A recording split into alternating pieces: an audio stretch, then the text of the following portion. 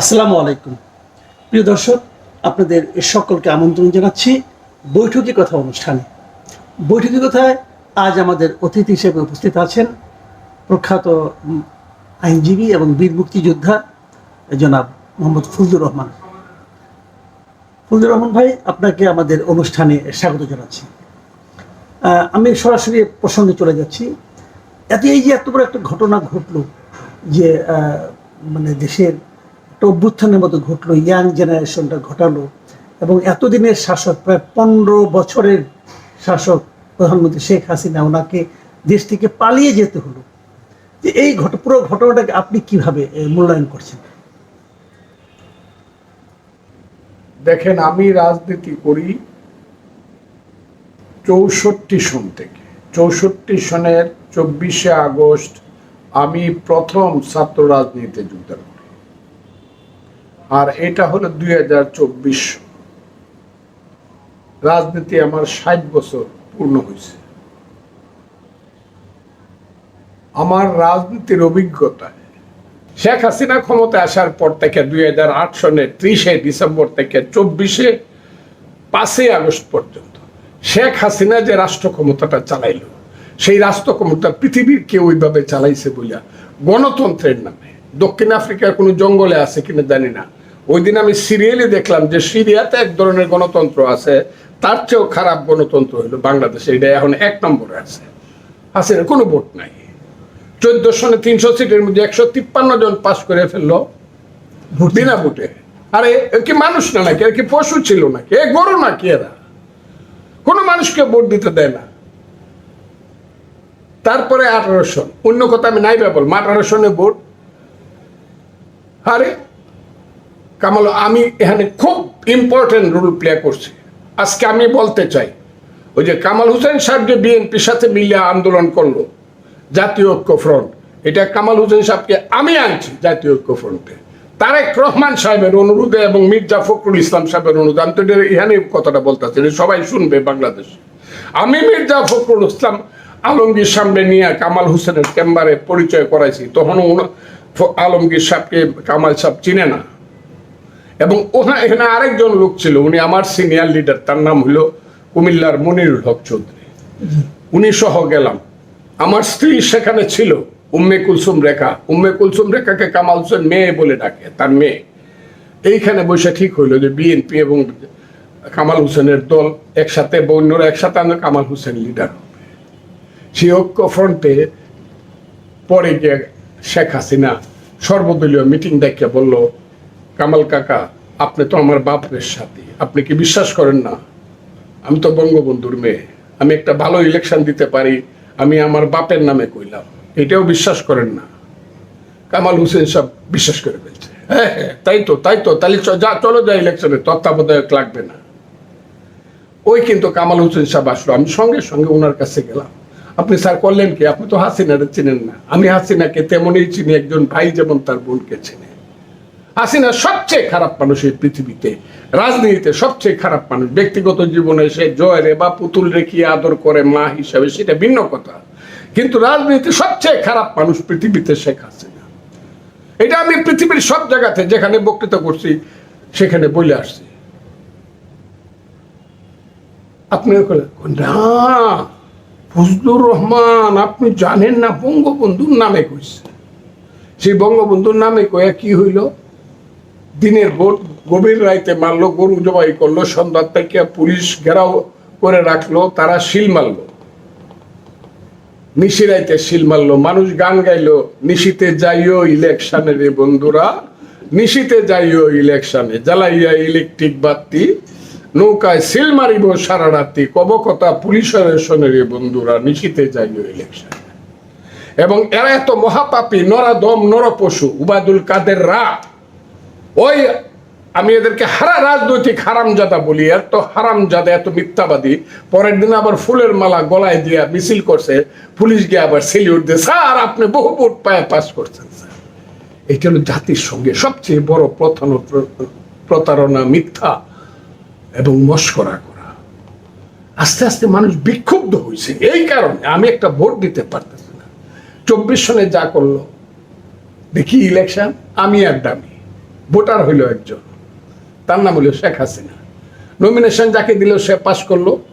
যদি নৌকার নমিনেশন দিয়ে মনে করছে বাস গাড়ি রে পাশ করাবো, ট্রাক রে পাশ করাবো, তাকে পাশ করাইলো। অর্থাৎ উনি যাকে চাইছে তাকে পাশ করাইছে। ভোটার মাত্র বাংলাদেশে 24 সনের 7ই জানুয়ারি একজন, তার নাম হলো হাসিনা। অত শক্তি দেখায়, অত শক্তি। ওই আল্লাহ বলছে রাখ রাখ, দেখাইতেছি।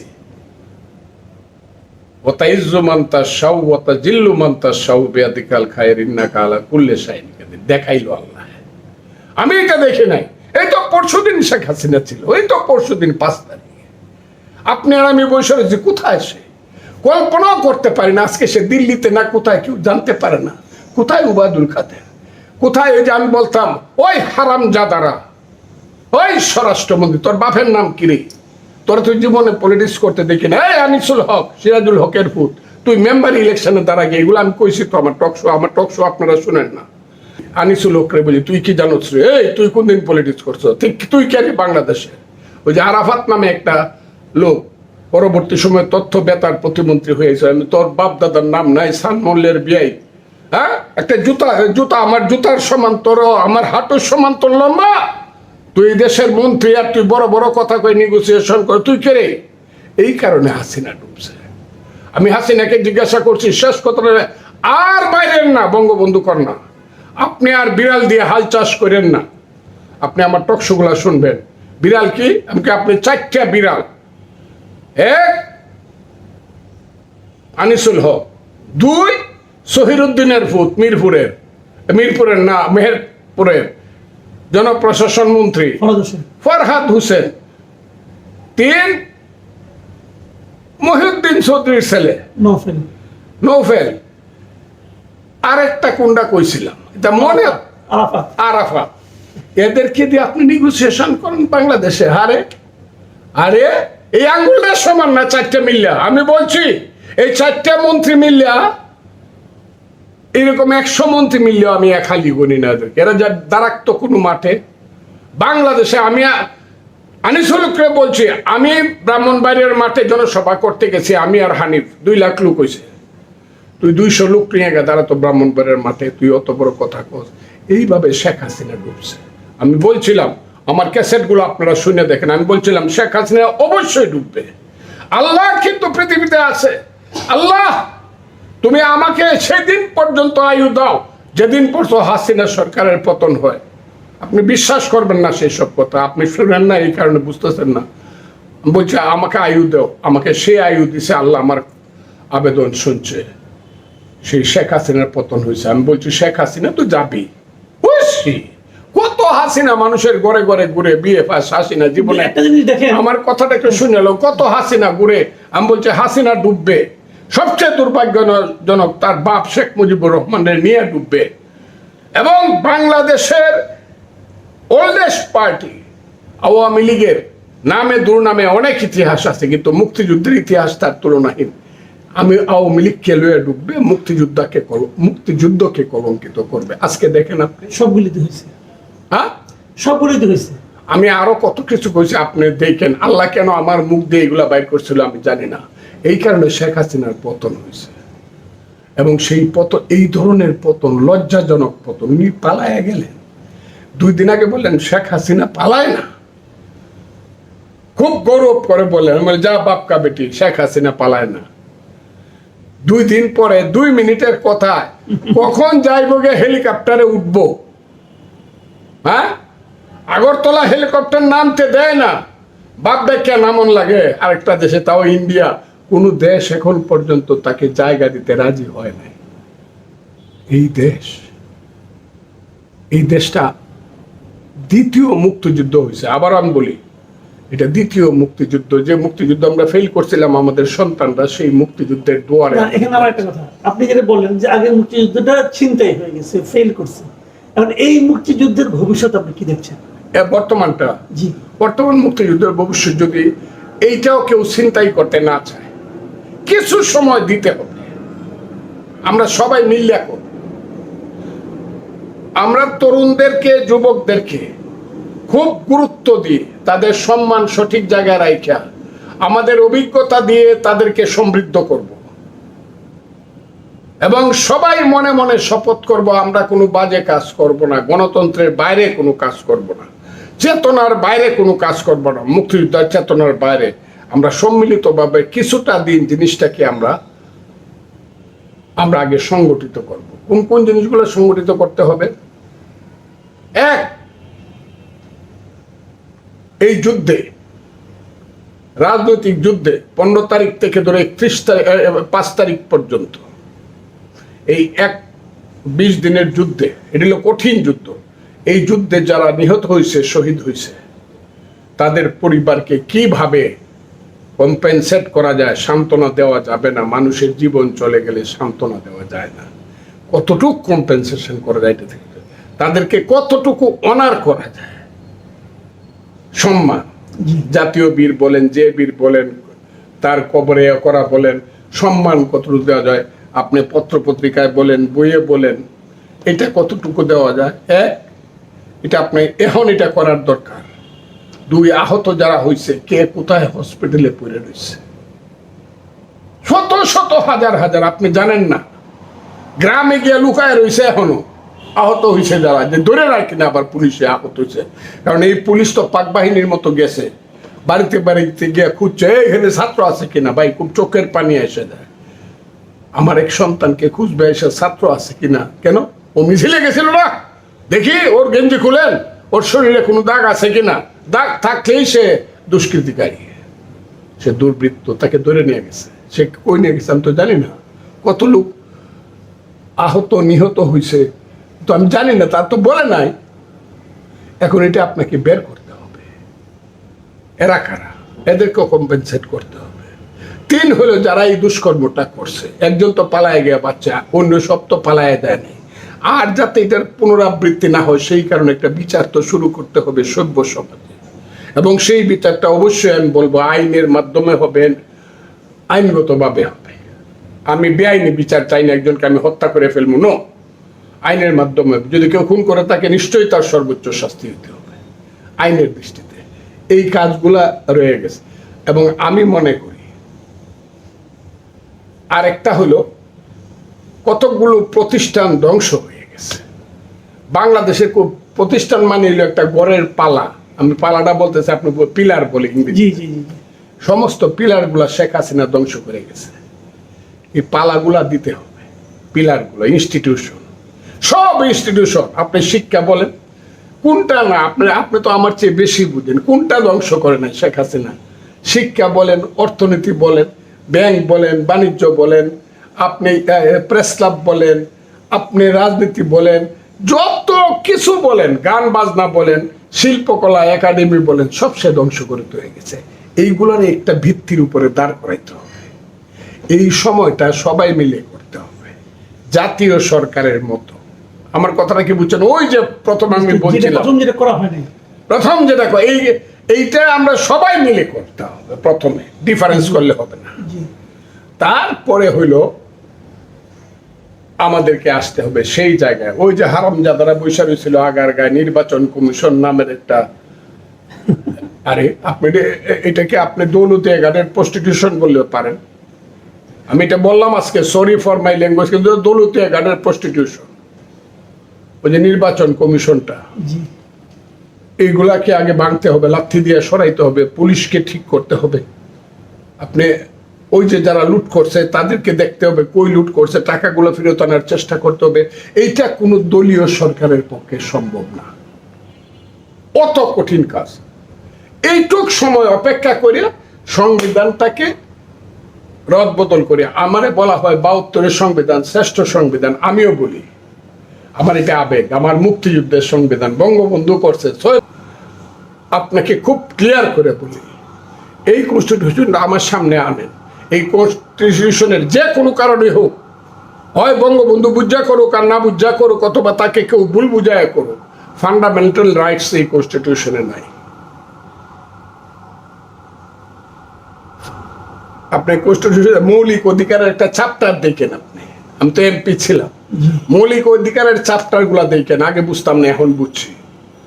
মৌলিক অধিকারের সমস্ত চ্যাপ্টারের সমস্ত ওগুলাতে এটাকে কি বলে, আর্টিকেল গুলাতে প্রথমে লেখা রাখছে subject to approval of the either ওই মাতবর অথবা সাচ এন্ড সাচ। আমার মৌলিক অধিকার, জন্মগত অধিকার সাবজেক্ট টু অ্যাপ্রুভাল, প্রশ্নই আসে না। আমি আজকে বললাম জাতির সামনে আপনার মাধ্যমে, সাবজেক্ট টু অ্যাপ্রুভাল দেয়া কোনো মৌলিক অধিকার হইতে পারে না। হ্যাঁ, এই কারণে আমি বলছি 72 সংবিধান করে যে সহি সংবিধান তা না, কিন্তু এইটাতে রিয়েকশনের এই মানুষের হাত দেওয়ার, আমলাতন্ত্র বা মানে খারাপ মানুষের হাত দেওয়ার জায়গা এখানে খুব ভালোভাবে রাইখে দেওয়া হয়েছে। সেইটা আপনার আগে ঠিক করতে হবে নিজেরা বৈশা কইরা নির্বাচন কমিশন, তত্ত্বাবধায়ক সরকার আসতে হবে। ওই যে খায়রুল হক, ওই হারামজাদাদেরকে দেখতে হবে বাড়ি কই, এরা কেন তত্ত্বাবধায়ক সরকারটা করে আজকে বাংলাদেশের মানুষকে এত অকল খায়রুল হককে ধরতে হবে, আরো অনেকে আছে নাম বললাম না, এদেরকে ধরতে হবে। তত্ত্বাবধায়ক সরকারটা একবারে পিওরলি ফেরত আনতে হবে। আইসা ভোট করো, আমার ভোট আমি দেবো, যাকে খুশি তাকে দেবো, ফের কেউ বাধা দিতে পারবে না। ভোট হবে, সেই ভোটটা আপনি নির্ভয়ে দিবেন, সেই ভোটটা গণা হবে, ডিক্লেয়ার হবে, যে মেজরিটি হবে সে হবে মেম্বার অফ পার্লামেন্ট, এন্ড যারা মেজরিটি হবে পার্টি হিসাবে, they will run the country for 5 years, not more than 5 years, one day even. জি, এই দেশটা ওই সময়টা পর্যন্ত অপেক্ষা করে আপনার আমি খুব আবার ক্লিয়ার বলতেছি, এই যে নতুন প্রজন্ম যা করছে, এটা দ্বিতীয় মুক্তিযুদ্ধ, তাদেরকে একটু গুরুত্ব দেন। যে মানুষটাকে নিয়ে আসা হচ্ছে, খারাপ ভালো আমি কিছুই বলতে চাই না, কিন্তু বাঙালি জাতির শ্রেষ্ঠ সন্তান, রাজনৈতিকভাবে যারা আছে তো আছেই, এর বাইরে যারা আছে, মোহাম্মদ ইউনূস হইল বাঙালি জাতির শ্রেষ্ঠ সন্তান। আগে গত 100 বছর আসে নাই, আগামী 100 বছরে আসবে কিনা আমি জানি না। সারা পৃথিবীব্যাপী এত সম্মান, এই লোকটাকে আনা হচ্ছে। অনেকেই ভাবতেছে এই লোকটা বোধহয় আমাদেরকে উদ্ধার করতে পারবে, অন্তত অর্থনৈতিকভাবে একটু অকরা। ও কথাগুলো খুব করেন। এবং এখানে সব কিছুর মধ্যে টলারেন্স টু আদার্স, আপনার মতের প্রতি, আপনার মত আমার মতের সঙ্গে আপনি নাও মিলতে পারেন, কিন্তু আপনার মতের প্রতি আমার শ্রদ্ধাবোধ থাকতে হবে। বইলেই মেরে ফেলবো, জেলখানায় নিয়ে যাবো, কত লোক জেলখানায় নিল, কত লোকরে মারলো। আপনি বলতেই পারেন ফজলু ভাই আপনার কথা ঠিক না, আমি মানলাম না, আমার কথা এরকম। That will be decided by the people of the country. এই জায়গায় আসলে পরে দেশটা ঠিক হবে। এবং আগামী দিনে আমার শেষ কথাটা শুনে, এটা আগামী দিনে জয় অথবা মৃত্যু পর্যন্ত যদি বাংলাদেশ রাখতে চান, ওই যে এখনই কলকাতা থেকে যে কথা বলা শুরু হয়েছে শুনলেন, এখনই কলকাতা থেকে বলা হয়েছে বাংলাদেশ সিরিয়া হয়ে গেছে, জঙ্গিদের দেশ হয়ে গেছে, কি নাকি গণভবনে লুট করে ফেলছে, সারাদিন কলকাতা থেকে কইতেছে।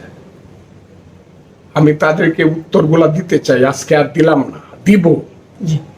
কিন্তু আমার দেশ আমার বাংলা, আমি ছোট হতে পারি ভৌগোলিক থেকে, কিন্তু মানুষ হিসাবে কিন্তু আমি ছোট না। আমার দেশ আমি রক্ষা করব, আমার দেশ আমি চালাবো, ডোন্ট ইন্টারফেয়ার। আমার দেশটাকে সাবঅর্ডিনেট করে রাখছেন গত 20 বছর যাবত, ডোন্ট ডু দিস। আমি চাই আমার দেশ গণতান্ত্রিকভাবে মাথা উঁচু করে দাঁড়াক, অর্থনৈতিকভাবে মাথা উঁচু করে দাঁড়াক। অনেক ধন্যবাদ জনাব ফজলুর রহমান। প্রিয় দর্শক, আপনারা শুনলেন যে আমাদের দেশের নানা সময়ের রাজনৈতিক যে পথ পরিক্রমা এবং তার প্রেক্ষিতে আজকের যে অবস্থান, এই সব বিষয় নিয়ে আরেকটা কথা রয়েছে, যে খোলামেলা বক্তব্য। ঠিক আছে, আশা করি আপনাদের ভালো লাগবে। আজ এ পর্যন্তই, আল্লাহ হাফেজ।